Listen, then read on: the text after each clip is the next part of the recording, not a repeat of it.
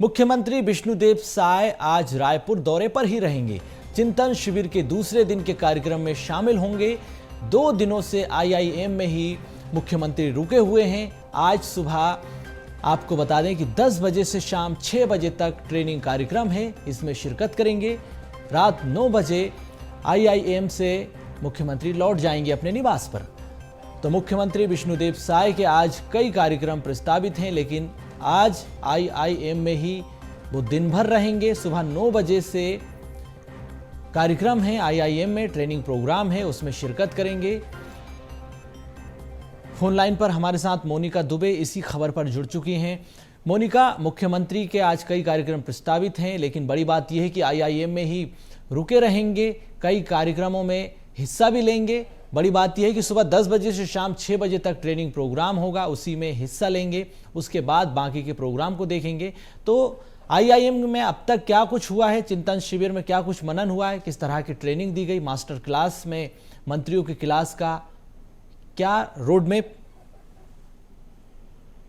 जी बिल्कुल, देखिए आईआईएम में आयोजित चिंतन शिविर के कार्यक्रम का आज दूसरा दिन है और गुड गवर्नेंस को लेकर राज्य सरकार की जो कार्यक्रम चल रही हैं उसमें आईआईएम में 2 दिवसीय यह कार्यक्रम जो है वह है और कल से ये कार्यक्रम जो है वह शुरू हुआ है। और मुख्यमंत्री विष्णुदेव साय आज किसी कार्यक्रम में शामिल नहीं होंगे, क्योंकि आज आईआईएम में आयोजित चिंतन शिविर का जो कार्यक्रम है वह सुबह 10 बजे से शाम 6 बजे तक जो ट्रेनिंग कार्यक्रम है वह लगातार आज भी जारी रहने वाला है। और रात 9 बजे आईआईएम से सीएम निवास जो है वह मुख्यमंत्री विष्णुदेव साय लौटेंगे। 2 दिन से आईआईएम में ही सीएम विष्णुदेव साय रुके हुए हैं और आज इस कार्यक्रम का दूसरा दिन है। गुड गवर्नेंस को लेकर और मंत्रियों की मास्टर क्लास को लेकर आईआईएम के जो सीनियर है या जो दिग्गज है वह ट्रेनिंग दे रहे हैं लगातार।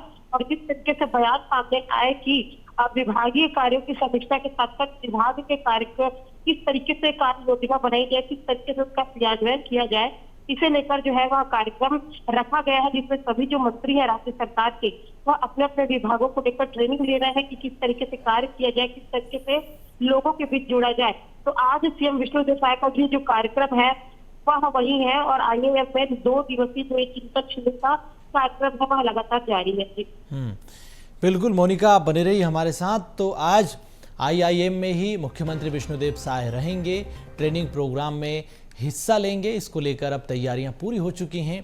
रायपुर से बड़ी खबर आपको बताएंगे। मुख्यमंत्री विष्णुदेव साय ने 71 दिनों में 133 जनसभाएं की हैं। मध्य प्रदेश, ओडिशा, झारखंड में पूरी ताकत झोंक दी, चुनाव प्रचार किया। 20 मार्च 2024 को सीएम साय ने चुनावी अभियान का आगाज किया था। सीएम साय ने छत्तीसगढ़ में 64 जनसभाएं की, मध्य प्रदेश, ओडिशा, झारखंड में 33 आम सभाएं की हैं। 24 सामाजिक सम्मेलनों को मुख्यमंत्री ने संबोधित किया है। तो चुनाव प्रचार में जिस तरह से मुख्यमंत्री ने पूरी ताकत झोंकी है, उसमें उनकी रैली हुई, सभाएं हुई हैं, आम सभाएं भी हुई हैं। मोनिका दुबे हमारे साथ बनी हुई हैं।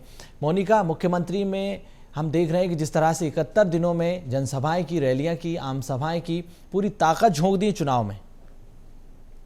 जी बिल्कुल, देखिए मुख्यमंत्री विष्णुदेव साय ने जो 71 जो जनसभाएं की है यह बहुत ही ज्यादा महत्वपूर्ण है।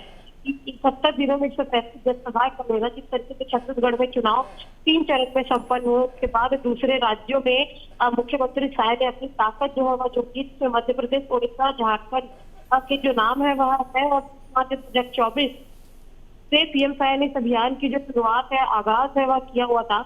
और छत्तीसगढ़ की बात की जाए तो यहाँ पर 64 जनसभाएं की हुई है। मध्य प्रदेश, ओडिशा, झारखंड में 33 आम सभाएं वहां पर हुई है।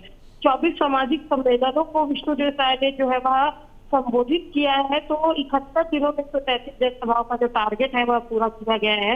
मोदी की गारंटी को पहुंचाने का काम किया जा रहा है अपने राज्य के साथ साथ दूसरे राज्यों में।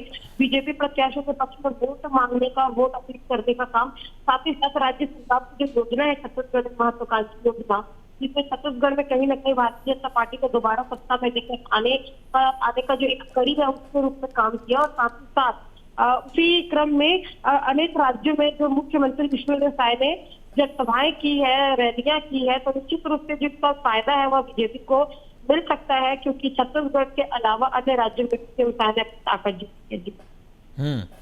लेकिन कांग्रेस ने भी उनके दौरों पर सवाल उठाया कि चाहे रैलियां कर लें, सभाएं कर लें, आम सभाएं कर लें, जनता अब बीजेपी के बहकावे में नहीं आने वाली है। छत्तीसगढ़ की जनता परेशान हो चुकी है। कांग्रेस जो है एक तरफा जीत का दावा छत्तीसगढ़ में कर रही है। कहा है कि छत्तीसगढ़ में विष्णुदेव की साय की सभा का कोई असर नहीं हुआ है।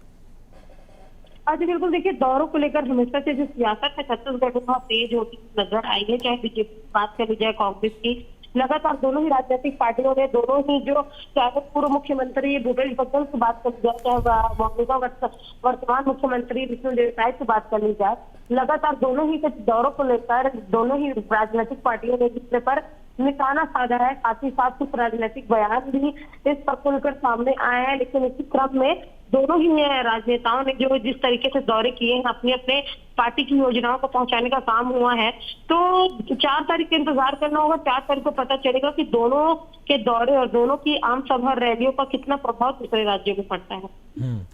बिल्कुल मोनिका, आप बने रही हमारे साथ। तो मध्य प्रदेश, ओडिशा, झारखंड, छत्तीसगढ़ में मुख्यमंत्री विष्णुदेव साय ने प्रचार किया है।